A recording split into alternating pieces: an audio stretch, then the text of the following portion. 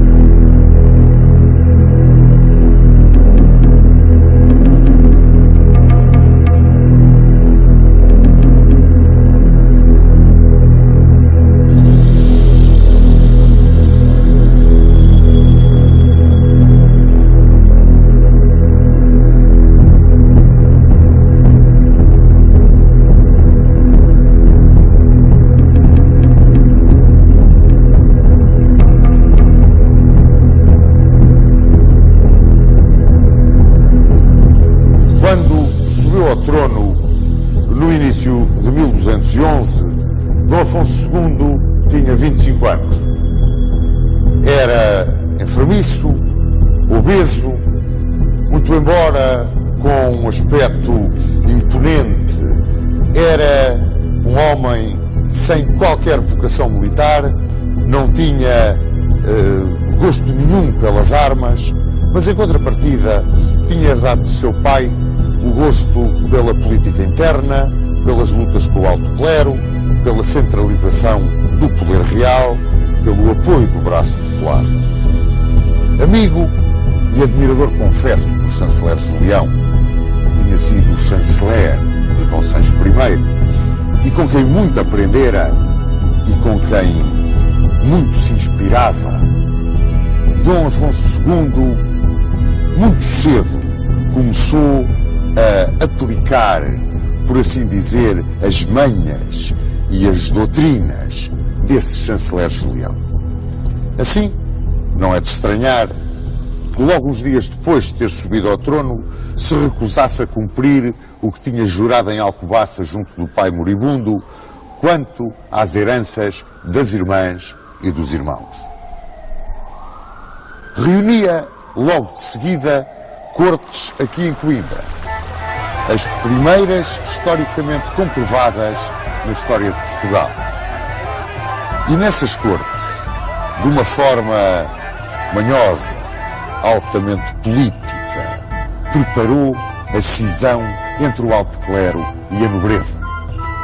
Por isso, teve falsas mostras de submissão, falsas simpatias para com o alto clero, por forma a conseguir isolar o seu primeiro objetivo, a grande nobreza terratenente, encabeçada, claro está, pelas suas irmãs e os seus irmãos.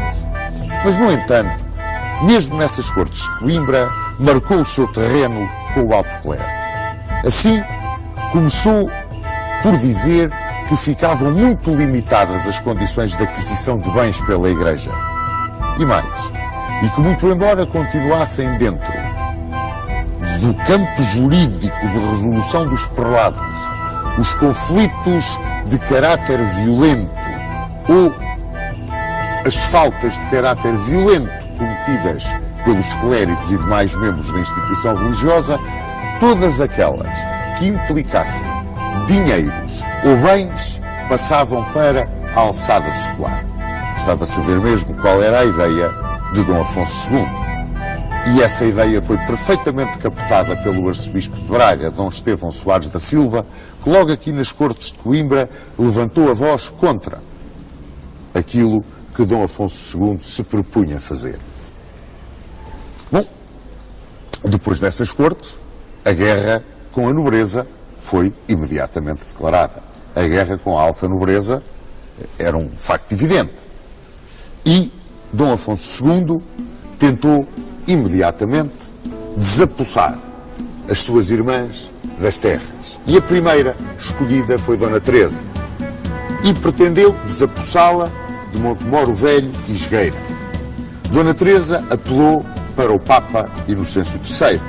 E Inocêncio III encarregou os bispos de Compostela, da Guarda e de Lisboa de serem os procuradores e defensores da infanta na questão com o rei. E, ao mesmo tempo, encarregou os bispos de Zamora e Astorga de serem os procuradores das outras duas infantas, Dona Mafalda e Dona Sancha, numa questão que já se avizinhava e que estava perfeitamente desenhada. Perante isto, Dom Afonso II enfureceu-se. Ele tinha fúrias horríveis e sacudiu os irmãos da corte. Dom Pedro foi procurar asilo em Urgel, onde o encontrou. Dom Fernando, na Flandres, junto de sua tia, Dona Matilde, onde também o encontrou e onde se bateu muito bem às ordens do Conde da Flandres, sendo até aprisionado na célebre Batalha de Bovinos. E o bastardo Martim Sanches, que era o melhor guerreiro de todos os descendentes diretos de Dom Sancho I, o melhor guerreiro, o melhor chefe militar, aquele que tinha herdado tudo do avô. Esse foi procurar refúgio na corte de Afonso IX de Leão, que, apreciando-o muito, imediatamente lhe deu comandos de tropas e terras. Bom, Dom Afonso II ficava face a face com as irmãs, porque essas não procuraram asilo nem fugiram de Portugal. Refugiaram-se, sim, nas suas praças fortes. E então, para resolver a questão, Dom Afonso II apelou ao direito visigótico. E dizia ao direito visigótico que de um rei só podia herdar o seu primogênito ou sucessor, mais ninguém. E que os bens que o doador dispunha para as suas doações eram só aqueles que tinha adquirido antes de ter sido aclamado. Isto destruía completamente as disposições que, num momento de fraqueza, Dom Sancho I tinha tido, e que não foram mais do que o esfacelar de toda a propriedade régia através das doações de vilas, castelos, terras que tinham deixado o seu sucessor Dom Afonso II numa gravíssima situação. Portugal, praticamente, estava na posse da alta nobreza do alto clero. O rei pouco ou nada tinha. Bom, para poder materializar a sua política, Dom Afonso II preparou-se para invadir as terras das irmãs, mas precisava de um pretexto válido. E esse pretexto surgiu quando Dona Mafalda doou aos hospitalários a sua cotada de bolsas. Começava ela, portanto, a desprender-se dos seus próprios bens. Podia aliená-los. Aliás, isso constava, como bem se lembram, do que Dom Sancho tinha determinado no seu testamento. Imediatamente, Dom Afonso II, com os seus homens de armas, mandou invadir a cotada de bolsas. E a seguir às terras vieram os castelos. Mas aí as coisas complicaram-se. Quando foi do início da luta entre a coroa e a alta nobreza, alguns ricos homens portugueses foram com Martim Sanches a refugiar-se em Leão. Quando se começou a desenhar a tentativa de ocupação dos castelos da herança das infantas, esses ricos homens que estavam em Leão vieram apoiar as infantas. E nisso foram seguidos, praticamente em peso, por toda a alta nobreza que tinha ficado em Portugal. E a guerra entre a alta nobreza, apoiando as infantas, e o rei, que queria desapossar as infantas da sua herança, estava declarada. Foi nesta altura que Afonso VIII de Castela reacende a Guerra da Reconquista, que estava quase suspensa desde as tréguas de 1198. Era o novo emir de Marrocos, o Anazir, o homem que acabava de pregar a Guerra Santa por toda a Mauritânia e se preparava para vir invadir a península, cruzando o estreito. Afonso VIII imediatamente pediu a coligação de todos os reis cristãos da península. E novamente, tal como no reinado anterior, como bem se recordam, Portugal e Aragão responderam à chamada, mas Leão e Navarra continuaram com o medo, o ciúme de Castela, procurando o trato com os reis mouros que estavam na península e não se quiseram imiscuir no conflito. Leão negou-se mesmo. Navarra ainda teve um período de dúvidas, mas Leão não. Afonso IX de Leão imediatamente declarou que não entrava na aliança. Dom Afonso II, enfronhado como estava na questão das infantas, entregou o comando da hoste portuguesa ao mestre do templo Gomes Ramires e lá abalou a hoste portuguesa na primavera de 1212 para Toledo a juntar-se às forças castelhanas e aragonesas. Como era esta hoste portuguesa? Portugal era, como podem calcular, uma nação em armas. O serviço militar era obrigatório. E a grande força da coroa, do ponto de vista de defesa, assentava nas milícias municipais, as famosas milícias dos concelhos, que eram constituídas pelos cavaleiros vilãos, a pionagem e os besteiros. Os besteiros eram o poder de fogo do exército. E esta forma de cumprimento do serviço militar, este manter a nação em armas, era o pagamento singelo da proteção real dos foros e regalias ao povo. E era também a maneira de colaborar no brado que então se dava. Mouros na terra, moradores às armas. E que era a materialização, o encarnar de uma nação em armas, uma nação de lavradores que via na defesa da terra e no amanho da terra a razão da sua existência. Quando a hoste real saiu para Toledo, comandada por Gomes Ramires, o mestre do templo, A grande cavalaria que levava era precisamente a cavalaria templar. Portanto, as milícias dos concelhos e a cavalaria templária constituíam essa hoste, que foi a nossa colaboração para a defesa da península. Quando as tropas portuguesas abandonaram o reino, o rei viu-se envolvido numa questão tremenda. Ele seguia, como já podem calcular, a política de ocupar primeiro e discutir depois os direitos. E fez isso com as irmãs. Entrou-lhes nas terras para discutir depois os direitos. É claro, a tal nobreza que estava em Leão invadiu Portugal, dando voz pelas infantas e mais. Quando o rei, que não tinha forças suficientes para suportar aquela invasão, quis ir ao encontro das infantas com uma solução diplomática, sempre a manha vinha do seu grande conselheiro inicial de reinado, o chanceler Julião. Quando não tens força para vencer o teu inimigo, procura acalmá-lo.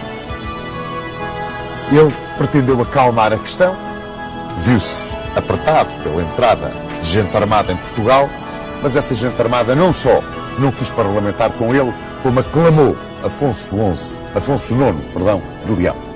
E Afonso IX de Leão foi aclamado de norte a sul pela grande nobreza. E ele, Afonso IX, entrou no Minho e ocupou vários castelos. Saiu-lhe ao encontro num desespero o pouco que havia aqui em Portugal de forças e travou-se uma batalha em Arcos de Valdez. E essa batalha foi-nos desfavorável. O exército leonês venceu. E Portugal viu-se numa situação desesperada. Estava em perigo a independência tão custosamente conquistada em Zamora por Dom Afonso Henriques, tão custosamente defendida, que tanto sangue já tinha custado. Talvez que então se tenha dado um milagre. 16 de julho de 1212, nas Navas de Tolosa, os exércitos cristãos derrotam de uma forma total o exército do Anazir. E nessa grande vitória cristã das Navas de Tolosa destaca-se, acima de tudo, a cavalaria templária de Gomes Ramires e a peonagem dos municípios portugueses. E Afonso VIII,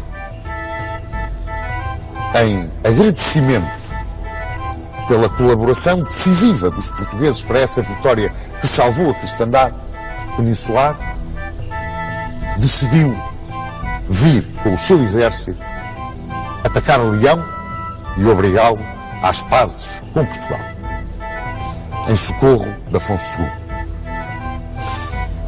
E assim foi. Afonso IX, pode-se dizer que se apavorou. Os leoneses retiraram imediatamente de Portugal, aceitaram todas as condições de paz, entregaram todas as terras e castelos e mais que fosse, tinham a cristandade peninsular junta contra eles, e liberto da pressão do vizinho, soara agora para Dom Afonso II a hora de ajustar as contas.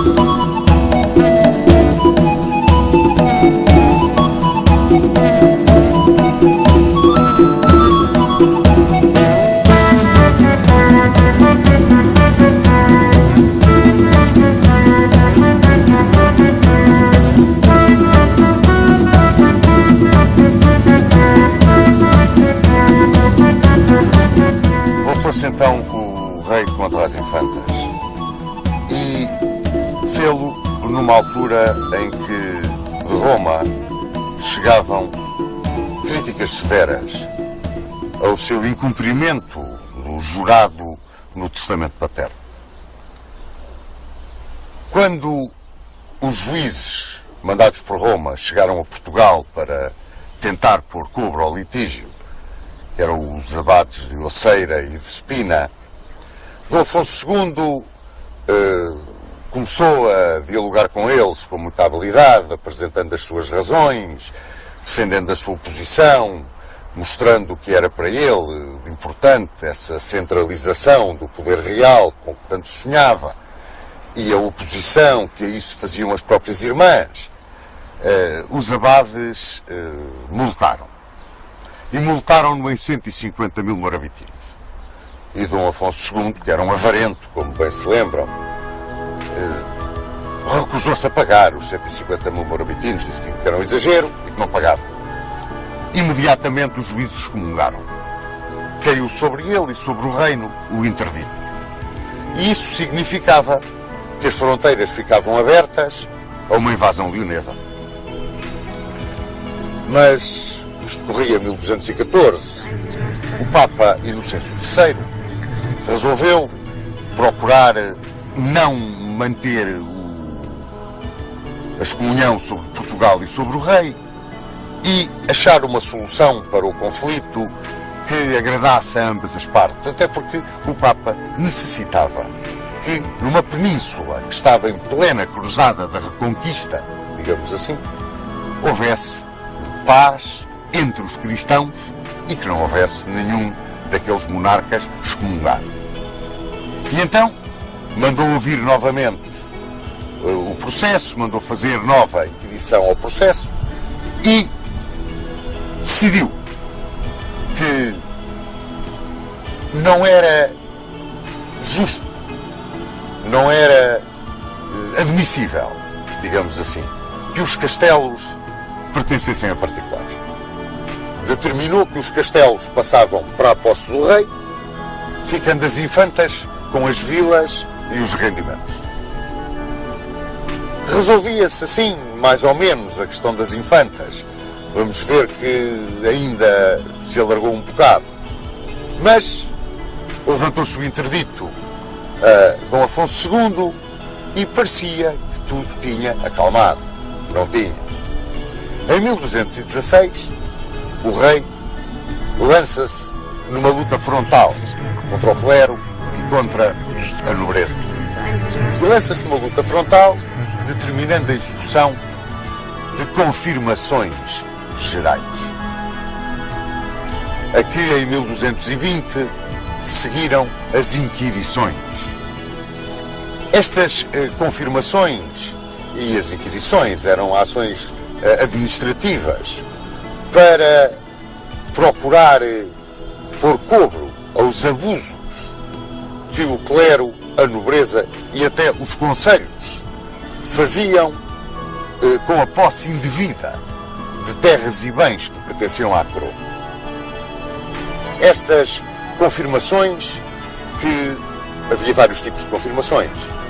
Eram as confirmações genéricas, onde não era especificado aquilo que se ia confirmar, as confirmações por sucessão, que sucediam por morte do donatário ou do anfiteuta, e as confirmações de rei a rei, que sucediam sempre quando um monarca sucedia a outro, e as confirmações gerais, aquelas que o rei mandava fazer quando muito bem entendido. Não eram muito habituais até ao reinado de Dom Afonso II. No entanto, a partir dele, começaram a fazer-se com uma certa frequência. E estas confirmações eram feitas fundamentalmente através dos documentos de doação. Portanto, perante uma determinada terra doada ou reclamada como doada, o donatário tinha que apresentar, para ser confirmada essa doação, o documento, quando essa doação estava expressa, e tinha que confirmar também que cumpria o articulado da doação. Normalmente, no que diz respeito ao pagamento de rendas do produto da terra, rendas que ele tinha de pagar à coroa e que vinham especificadas no documento da doação. As inquirições, que eram feitas por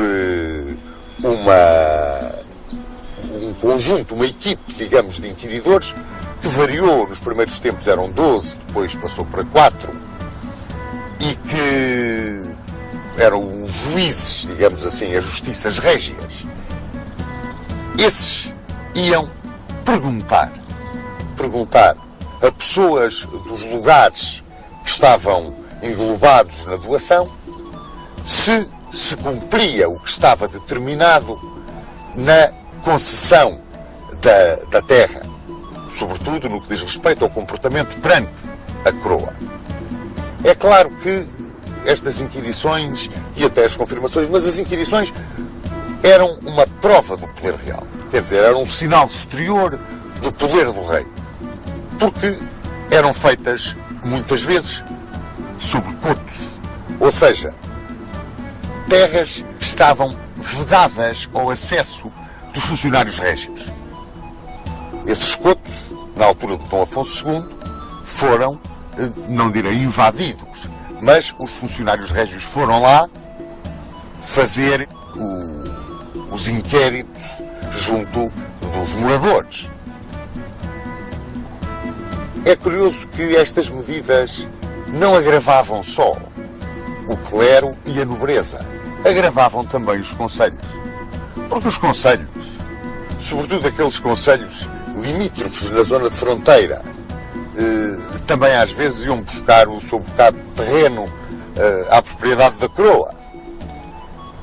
Era sobretudo tirado nos reguengos, os reguengos que eram terrenos que pertenciam ao rei na altura da Reconquista, quando os mouros abandonavam determinado território, esse território passava para o rei, para a posse do rei. Umas vezes era doado através da concessão de forais, na política de povoamento que vimos com Dom Sancho I, mas outras vezes não eram doados, não havia forais, aquilo pertencia à coroa. E os concelhos às vezes iam lá buscar o seu bocado de terra. E como se lembram, havia aquele grito, mouros na terra, moradores às armas, que significava que a terra que era arroteada era aquela que era defendida. E as populações sentiam aquela terra como sua.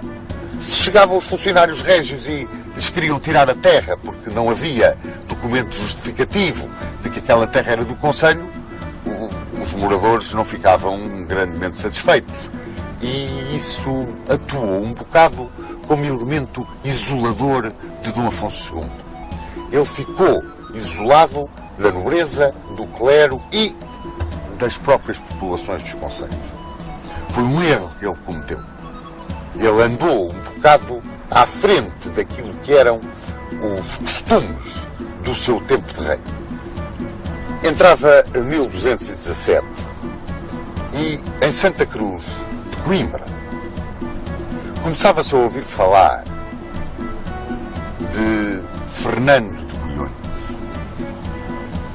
Fernando de Bulhões, que ali professara, que estava a trabalhar nas enfermarias, que tratava dos pregadores, dos franciscanos que passavam por Santa Cruz e que, de tal forma, se entusiasmou com a vivência, com a filosofia, com o carisma dos frades menores, que seguiu com eles para Marrocos, tornou-se amigo de São Francisco de Assis, foi um extraordinário pregador, foi um homem de uma vida exemplar, um homem que encheu de prestígio e de glória o nome de Portugal e da cidade de Lisboa, onde tinha nascido e onde é tão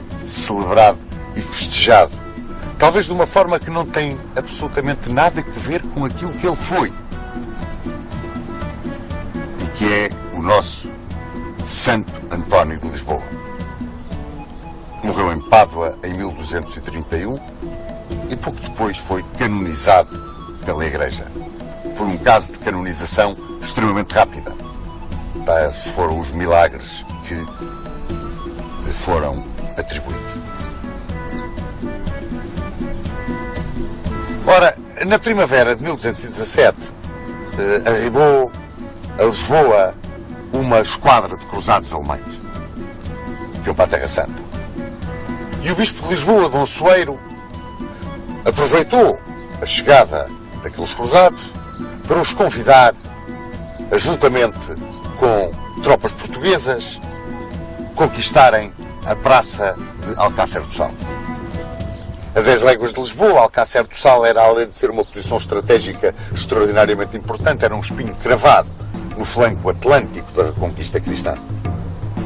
Sem qualquer interferência de Dom Afonso II, que era um homem, como se recordam, um bocado apartado das questões militares, Dom Soeiro, que era muito amigo do rei e era mais um guerreiro do que um prelado, e o bispo de Évora, depois dos cruzados aceitarem as condições que foram oferecidas, pregaram a cruzada de Alcácer. E nisso foram muito apoiados através da sua bênção do Papa, pelo Papa. Ora, as forças portuguesas que vieram conquistar Alcácer do Sal eram constituídas fundamentalmente pelas tropas dos concelhos. Aquelas milícias concelhias, formadas pelos cavaleiros vilãos, a pionagem, os besteiros, e também pelos esquadrões das cavalarias das ordens militares, do Templo, do Hospital e de Santiago de Espada. Em agosto de 1217, os bispos, marchando por terra com as tropas dos concelhos, chegaram diante de Alcácer, ao mesmo tempo que os cruzados por mar aqui chegavam, e imediatamente puseram cerco ao castelo e iniciaram as operações de assédio. Era fronteiro de Alcácer Ben Vazir, que foi um grande guerreiro que os mouros tiveram na península. E Ben Vazir, certamente informado pelos seus espias, porque os havia muitos dentro do território já reconquistado pelos cristãos, foi certamente informado, como vos disse, de que estava preparada uma grande operação para vir contra Alcácer e pediu o apoio das taifas de Sevilha e Badajoz. E o que sucedeu foi que, enquanto decorriam as operações de assédio, os combates violentíssimos para tomar a praça de Alcácer, apareceram as forças mouras de Sevilha e Badajoz e os sitiadores passaram a sitiar. Portanto, os cristãos que cercavam a praça viram-se de repente cercados pelos mouros. E a situação agravou-se ao ponto de se julgar a empresa perdida. Até que surgiram finalmente os esquadrões das 3 ordens militares que para aqui vieram combater.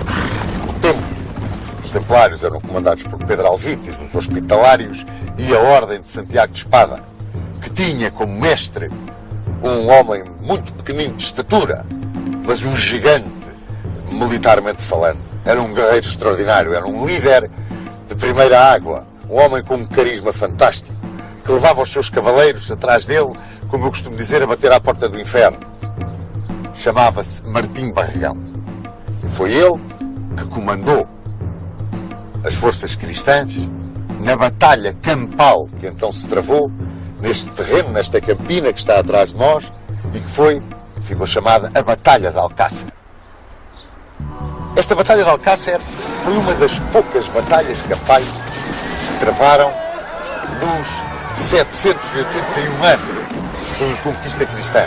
É curioso, mas poucas batalhas se travaram, poucas batalhas campais se travaram durante a reconquista cristã da península. Houve sim uma quantidade enorme de cercos, uma quantidade enorme de incursões, forçados nossos algarves, os mouros, mas batalhas campais, batalhas em regra foram muito poucas. Eu posso-vos enumerar Zalaca, Fraga, Ourique, o Salado, esta de Alcácer e muito poucas mais. E esta de Alcácer foi uma das mais violentas, das mais sangrentas, que durou todo o dia 11 de setembro de 1217. Naquela época, As batalhas travavam-se com o choque de massas montadas, mais do que propriamente, e então um campo destes, uma planície completamente aberta, sem movimentações de terreno.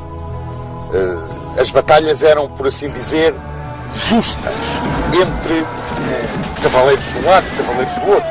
A ideia destas batalhas em campo aberto, sobretudo entre exércitos cristãos, ainda no início do século XIII, era mais a ideia de derrubar o cavaleiro, aprisioná-lo e pedir o seu resgate. Ora, isso não sucedia na Reconquista cristã, com o espírito cruzado ao fanatismo religioso.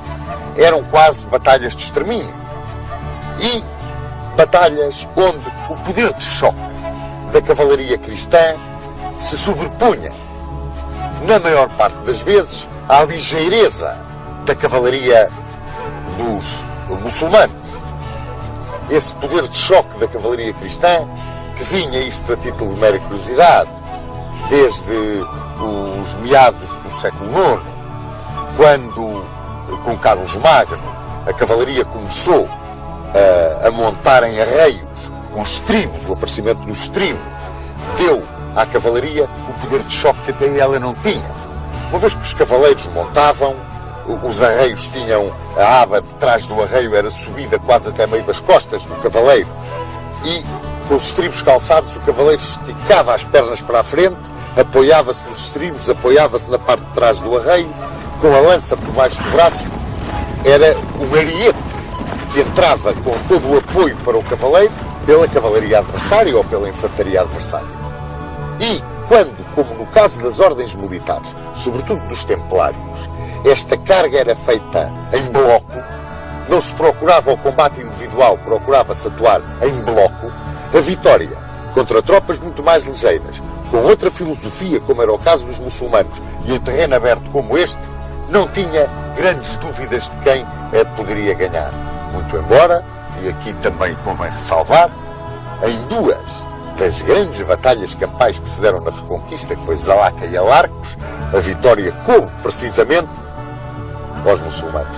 Mas aí, porque o terreno era diferente e puderam empregar o poder de fogo dos seus arqueiros e derrubar à distância a cavalaria cristã, aí as coisas passaram-se de forma diferente. Mas aqui não. Aqui foi um combate puro de cavalarias em campo aberto, nesta Batalha de Alcácer. Terminou, como vos disse, com a vitória dos cristãos, admiravelmente conduzidos na batalha pelo mestre de Santiago de Espada, Martim Barregão. E ao ponto da vitória se deveu a Martim Barregão, que depois a Ordem de Santiago de Espada recebeu Alcácer do Sal como sua casa principal, como a sua sede, digamos, em território português. Passou para aqui a sua casa principal. É curioso que nesta Batalha de Alcácer não participou a Ordem de Calatrava, ou pelo menos eu não encontrei em lado nenhum a participação da Ordem de Calatrava. E perguntei também, não me souberam explicar muito bem porquê. Se participou e eu não a enumerei, que me desculpem os cavaleiros de Calatrava, mas a verdade é que eu não encontrei.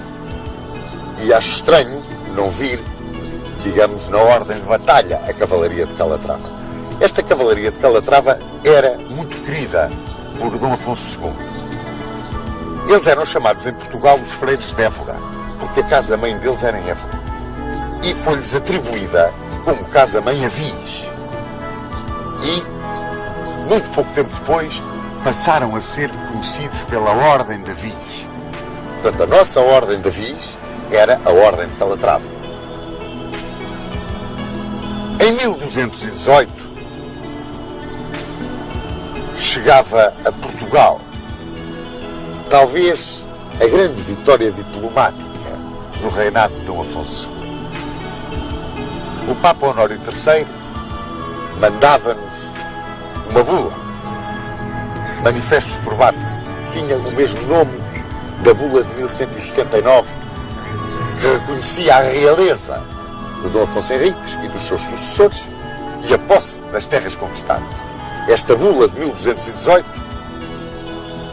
era uma bula de afirmação de todos os privilégios que a Santa Sé tinha concedido a Portugal e da sua proteção.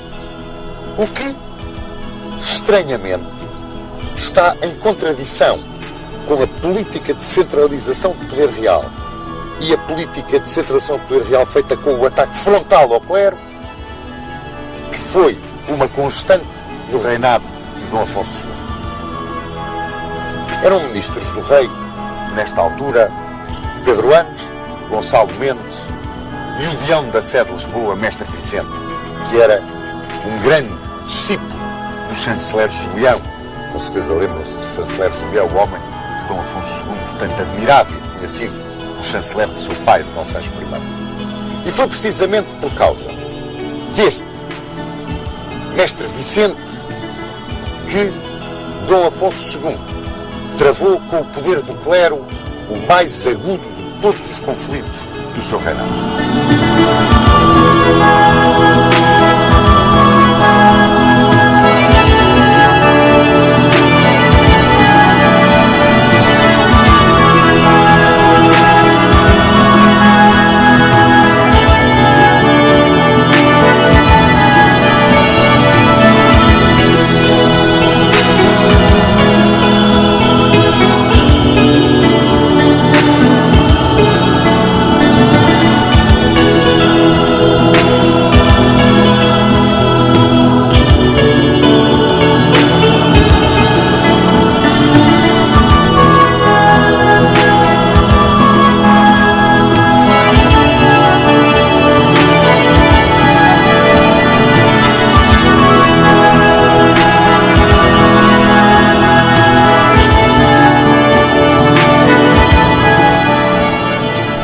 Cerca de 1220, o bispo de Lisboa, Dom Soeiro, um dos heróis da tomada de Alcácer, teve um litígio com o Deão da Sé, Mestre Vicente.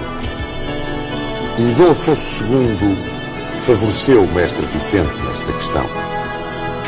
Quando se agravou o litígio e o bispo expulsou o seu Deão da Sé, o rei recebeu o Mestre Vicente no paço, tratou-o muito bem e cumulou-o de gentilezas e benesses, o que revoltou e irritou profundamente o bispo de Lisboa. Agravava-se assim novamente o conflito entre o clero e o trono e, nesta altura, o arcebispo de Braga, Dom Estevão Soares da Silva, apoiou mais uma vez frontalmente a luta do clero e entrou em choque com o rei. Dom Estevão Soares da Silva era o prelado mais representativo e de maior prestígio que havia em Portugal. Vinha-lhe esse prestígio das posições frontais e muito bem estruturadas que ele tinha tomado na questão da primazia com Toledo. Este choque levou a que o rei tomasse uma série de iniciativas para prejudicar fortemente o arcebispo de Braga. E o arcebispo de Braga excomungou Dom Afonso II. Como retaliação a esta excomunhão, Dom Afonso II mandou uma alçada às terras do arcebispo de Braga, acompanhada por milícias municipais e por vários fidalgos que apoiavam o rei, e saqueou, pilhou, roubou, incendiou, pôs a ferro e fogo as terras do arcebispo. E o arcebispo fugiu. Fugiu e foi-se refugiar junto do Papa Honório III, reclamando das injustiças e das perseguições do rei. E Honório III encarregou os bispos de Tui, Placência e Astorga de trazerem à razão Dom Afonso II e fazerem-no devolver e indemnizar o arcebispo de Braga, devolver-lhe as terras e indemnizá-lo. Dom Afonso II não ligou a isso e continuou com a sua política. E dentro dessa sua política, enviou uma devassa à terra de Límia para que se pilhasse e saqueasse um coto, o coto de Arveredo de Límia, que pertencia ao arcebispo de Braga e que estava dentro das terras da Galiza, pois Límia pertencia à Galiza. Era fronteiro da Galiza o bastardo real Martim Sanches, bastardo de Dom Sancho I, meio-irmão, portanto, de Dom Afonso II, com quem não se dava nada bem. Tinha um ódio muito grande entre os dois.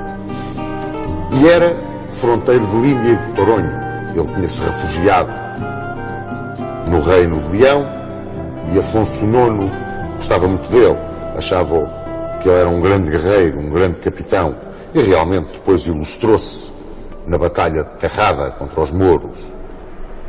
E Martim Sanches só estava à espera de uma oportunidade para vir ajustar contas com o irmão a Portugal. E essa oportunidade surgiu quando o coto de Arveredo, que tinha sido doado por Afonso IX ao arcebispo de Braga, foi assaltado e saqueado pelas milícias municipais e pelos senhores de Dom Afonso II na sua perseguição ao arcebispo.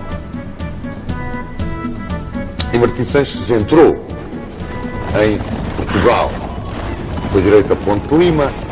Dom Afonso II levantou as milícias municipais e foi contra ele.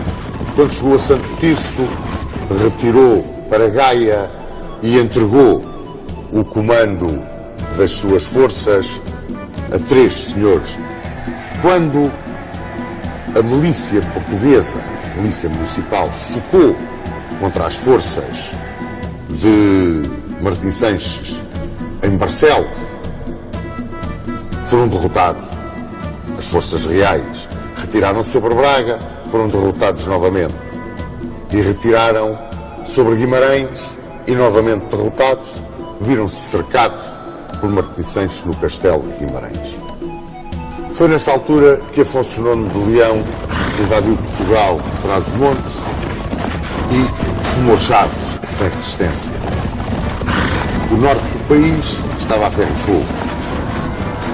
E quando Martim Sanches e Afonso IX de Leão retiraram do norte do país carregados de despojos, Chaves ficou ocupado como um penhor, uma garantia dos direitos das infantas que voltavam a reclamar junto do Papa Honório III, como muito bem se recorda. Estas invasões do território português eram facilitadas pelo interdito que o arcebispo de Braga tinha lançado sobre Dom Afonso II e os seus ministros. Uma vez excomungado o rei, o território estava aberto a quem o quisesse pilhar e nele entrar e destruir, saquear, queimar, o que aconteceu no norte do país durante esta questão. Dom Afonso II sentiu-se então perto do fim. Estava leproso. E o povo achava até que a doença do rei era um castigo por todo o mal que ele tinha feito à Igreja. E Dom Afonso II resolveu pedir ao Papa que o libertasse da excomunhão. O Papa encarregou como delegado junto de Dom Afonso II para tratar do levantamento da excomunhão Dom Soeiro Gomes, que era o prior dos dominicanos. Desde 1212 que a infanta Dona Sancha tinha dado monte junto a Soeiro Gomes, que veio para Portugal para aqui instituir a Ordem de São Domingos. Ele que era um admirador um seguidor de São Domingos de Gusmão. Foi um extraordinário pregador, ele que tinha sido um grande guerreiro. E quando veio para Portugal, aparecia roto, pobre, a pregar a concórdia e a paz, numa altura em que os membros da Igreja apareciam poderosos, carregados de ouro, recebendo os impostos. E o povo adorou-o e chamou-lhe santo. E ele tinha um prestígio extraordinário, tão grande, que o bispo de Coimbra o deixou pregar na sua diocese e regular, mais regular, todo o comportamento do clero dentro da sua diocese.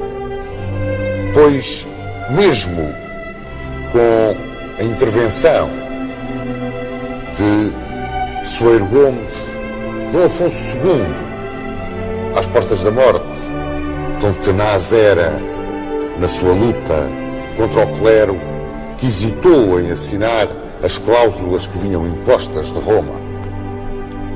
E essas cláusulas visavam muito as razões apresentadas pelo arcebispo de Braga para a sua revolta contra a coroa e que estavam intimamente ligadas às decisões das Cortes de Coimbra em 1212, sobretudo aquelas que visavam a aquisição e as heranças dos bens da Igreja e a intervenção da justiça secular nos assuntos do clero.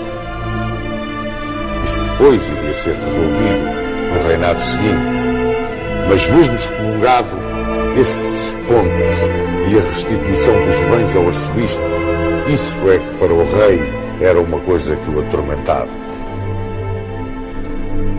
Quando em Coimbra, em 1223, 25 de março, a morte lhe bateu à porta, Dom Afonso II teve uma última tentativa de submissão ao Papa e mandou-lhe dizer que beijava a terra à frente dos pés do Sumo Pontífice e lhe pedia para depois da sua morte o Papa tomasse sob sua proteção o reino e os filhos do rei, que eram Dom Sancho, Dom Afonso, Dom Fernando, a quem chamaram o Infante Serpa, e Dona Leonor, que tinha casado com Valdemar da Dinamarca. Dom Afonso II deixava o país a ferver de ódio, num conflito entre a coroa que ele tinha querido forte e o clero que era ainda mais forte na altura do que a coroa. Esses ódios não serenaram com a morte do rei e tinham como grande sustentáculo a luta tenaz, eu quase diria o esbulho sistemático que Dom Afonso II tinha praticado contra a instituição eclesiástica e que tinha praticado igualmente contra as infantas. E se é certo que as inquirições e as confirmações tinham sido o grande motor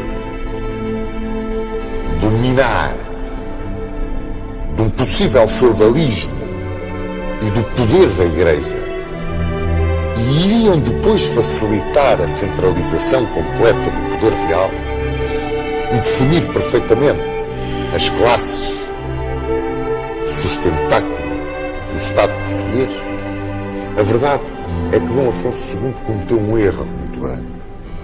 É que nesta sua luta contra as classes privilegiadas se esqueceu de procurar o apoio do braço popular, que, muito embora ainda estivesse muito fraco, podia ter-lhe dado o apoio necessário para conseguir uma vitória contra a nobreza e contra o clero e não deixar aos seus herdeiros o gravíssimo problema que inclusivamente originou uma guerra civil em Portugal.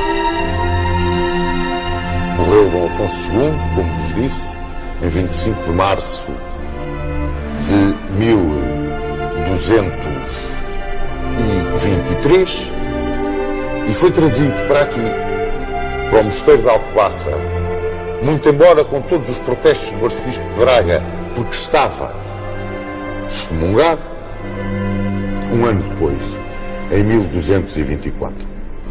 Dizem que o levantamento da excomunhão já vinha a caminho do reino quando o rei faleceu. Bem ou mal, na sua consciência, chegando ou não chegando esse levantamento da excomunhão, Dom Afonso II, quando morreu, para ele, estava excomungado. Não tinha dobrado perante as exigências do Papa e perante as exigências do arcebispo de Braga. Se foi ou não um grande rei, a história terá de fazer sempre um julgamento que passa pelas circunstâncias da época e pela vontade que Dom Afonso II teve de centralizar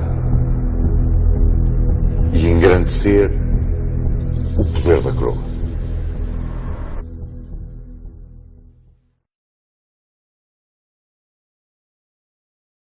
O reflexo da luta de Dom Afonso II pela centralização do poder real parece ao Sr. Dom Duarte que teve uma repercussão ao longo da nossa história. Quer dizer, a figura do rei, como o valor central, é afirmado por ele, ou ele é uma consequência desse olhar para o rei como o pai, que já vinha da própria fundação da nacionalidade? Claro que temos uma tradição municipalista que já vem muito antes, que vem dos povos germânicos que colonizaram a península e que sempre acreditaram neste espírito de participação, não se chamava democrático na altura, mas que a participação dos povos no seu futuro. E, por outro lado, há a tradição europeia da França e de grandes partes da área da Europa que estava em pleno espírito feudal e de onde a Europa tinha muito mais circulação de ideias na época do que se pensa. Não só viajava-se muito, os próprios príncipes viajaram, como também havia casamentos, enfim, e havia, portanto, a ideia de que se na Europa, no centro da Europa, os senhores feudais tinham uma grande independência em relação ao poder do rei, que isso era perfeitamente normal e devia-se aplicar também em Portugal. Só que os reis achavam que isto era um entrave à justiça, um entrave ao progresso e que acabava por ser prejudicial ao país. Sobretudo, ainda tínhamos a ameaça militar forte do Islão, que podia, a cada altura, voltar a conquistar as terras libertadas.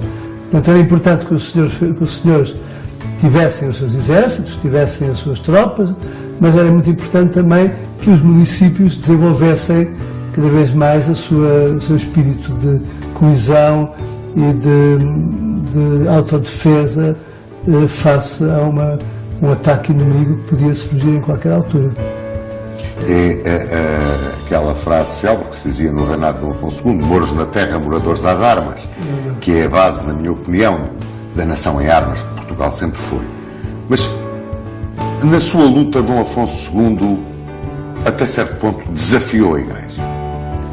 Desafiou a Igreja. Sim, claro, mas isso, evidentemente, porque dentro do espírito da família real, de que desde o começo da nacionalidade, a Igreja desde Dom Afonso Henriques, também teve grandes problemas com a Igreja. Não é? Por um lado, utilizou-se da proteção dos Papas para garantir a sua soberania, mas, por outro lado, também teve fricções várias e graves. Não é? A Igreja, teoricamente, na Idade Média, chegou a ter um papel extraordinariamente importante de paz, de harmonia e de construção da Europa. Não há dúvida que a Europa foi construída pela Igreja. Depois da queda do Império Romano, enfim, foi a Igreja que recuperou a Europa. Só que, de facto, os interesses dos portugueses, em várias alturas, estiveram em contradição com aquilo que a Igreja achava que era preferível e portanto, os reis tomaram sempre a posição dos interesses portugueses contra, às vezes, contra a visão que a Igreja tinha do que é que devia ser a Europa.